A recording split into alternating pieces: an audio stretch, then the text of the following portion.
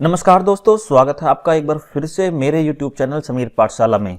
दोस्तों, पिछली वीडियो में मैंने आपको समझाया था कि पैथेटिक फैलेसी जो है वो क्या होती है, लेकिन दोस्तों इस वीडियो में हम समझने वाले हैं कि क्या पैथेटिक फैलेसी में और पर्सोनिफिकेशन में डिफरेंस होता है। मैंने उस वीडियो में आपको बताया था कि जो पैथेटिक फैलेसी है वो एक तरह का पर्सोनिफिकेशन फिगर ऑफ स्पीच की तरह ही काम करती है।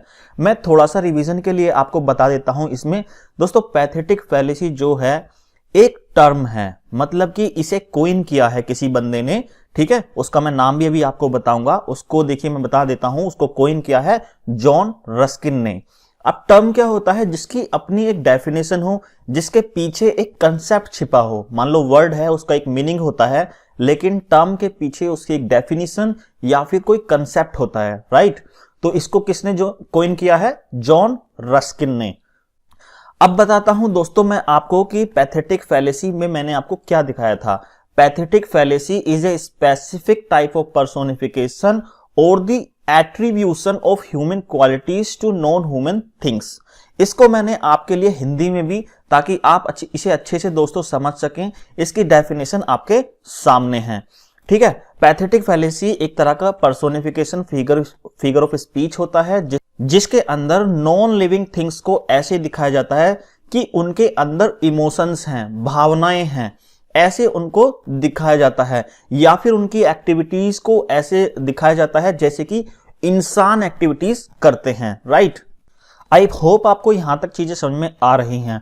मैं आपको अब इसका डिफरेंस बताऊंगा। देखिए दोस्तों, अब समझते हैं इसके डिफरेंस को। पैथेटिक फैलेसी सोज नेचर एज लिविंग। देखिए यहां पर देखिए, पैथेटिक फैलेसी सोज नेचर एज लिविंग।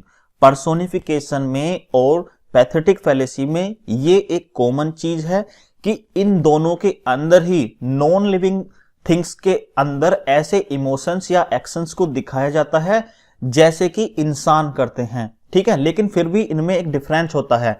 तो पैथेटिक फैलेसी के अंदर कैसी नॉन लिविंग चीजें उठाई जाती हैं जो दोस्तों, जो नेचर वाली हैं, ठीक है। नेचर वाली चीजों को हम एक्शन करते हुए देखते हैं, while personification shows non living और इनएनिमेटेड object attributes human actions to things that are not human, ठीक है। मतलब कि पर्सोनिफिकेशन के अंदर कोई भी ऐसी चीज जो इंसान नहीं है या फिर कोई वस्तु है, ठीक है, उसके अंदर ऐसे इमोशंस दिखाए जाते हैं जो इंसानों के अंदर होते हैं। पैथेटिक फैलेसी के अंदर दोस्तों हम नेचर को उठाएंगे और पर्सोनिफिकेशन के अंदर हम किसे उठाएंगे? नॉन लिविंग या इनएनिमेटेड ऑब्जेक्ट्स को, राइट। आइए दोस्तों समझते हैं इसे एग्जाम्पल से। सबसे पहला एग्जाम्पल है I like onions but they don't like me. ये दोस्तों पर्सोनिफिकेशन का एग्जाम्पल है। यहां पर देखिए, यहां पर ऑनियंस है। ऑनियन माने सब्जी होती है, एक प्याज, ठीक है। प्याज खाना मैं पसंद करता हूं, लेकिन प्याज मुझे पसंद नहीं करती। ऐसा कभी होता है? जो लाइकिंग या डिसलाइक वाले इमोशंस होते हैं वो किसके अंदर होते हैं दोस्तों? इंसानों के अंदर होते हैं, सब्जियों के अंदर नहीं होते। तो ये क्या हो गया दोस्तों? ये हो गया personification figure of speech, right. अब बात करते हैं पैथेटिक फैलेसी की। पैथेटिक फैलेसी में क्या क्या चीजें आती हैं?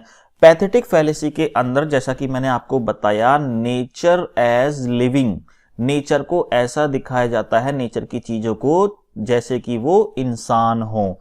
अब बात करते हैं सबसे पहले इसके एग्जाम्पल्स की। पहला एग्जाम्पल है दोस्तों इसमें स्कोल्डिंग विंड्स। जैसे कि आप तेज हवाएं चलती हैं कभी कभी, उसमें आपको एक हवा का साउंड सुनाई देता है, राइट।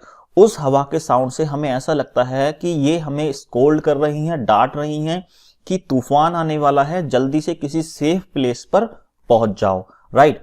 तो ये स्कोल्डिंग विंड कहते हैं। जबकि स्कोल्ड करना किसका एक्शन होता है दोस्तों? इंसानों का, ठीक है। और स्कोल्ड अभी कौन कर रही है? हवा। तो यहां पर क्या हुआ? पैथेटिक फैलेसी, क्योंकि हवा जो है दोस्तों वो नेचर है। दूसरा है दोस्तों सैड फॉरेस्ट, ठीक है। आप देखिए सैड कौन हो सकता है? इमोशन किसके अंदर होते हैं? इंसानों के। तो दुखी भी ज्यादातर इंसान हो सकते हैं, या फिर लिविंग चीजें जो होती हैं जितनी भी, वो दुखी हो सकती हैं। दूसरा दोस्तों फॉरेस्ट। फॉरेस्ट नेचर में आता है, ठीक है। जो वन वगैरह होते हैं वो नेचर में आते हैं, तो ये नेचर है, तो इसलिए सैड फॉरेस्ट जो है ये हमारा पैथेटिक फैलेसी दोस्तों होगा। जब तेज हवाएं चलती हैं तो दो चार पेड़ गिर जाते हैं, पेड़ गिरने के बाद तो जो जंगल है वो कैसा हो जाएगा, सैड हो जाएगा, क्योंकि उसके दो चार पेड़ गिर गए, है ना। उनके इमोशन दिखाई देंगे कि अरे यार अपने दो चार पेड़ कम हो गए, तो वो सैड हो जाएंगे, राइट। उसके बाद जब बहुत तेज तूफान बारिश सब हो जाता है तो स्काई हमें कैसा दिखता है दोस्तों, जेंटल स्काई दिखता है। जो आसमान है वो एकदम क्लियर दिखता है, जेंटल दिखता है, राइट। तो यहां पर भी स्काई भी नेचर में आता है, फॉरेस्ट भी और विंड्स भी। ये सारे के सारे एक्शंस जो हैं ये हैं तो इंसानों के, लेकिन ये नेचर की चीजों के लिए इस्तेमाल किए गए हैं। तो दोस्तों इसी को हम पैथेटिक फैलेसी कहते हैं। आई होप दोस्तों पैथेटिक फैलेसी आपको अच्छे से समझ में आया होगा। इन दोनों के बीच में, पर्सोनिफिकेशन और पैथेटिक फैलेसी के बीच में क्या डिफरेंस होता है ये आप अच्छे समझ गए हैं। मिलते हैं दोस्तों एक नई वीडियो के साथ, तब तक के लिए जय हिंद।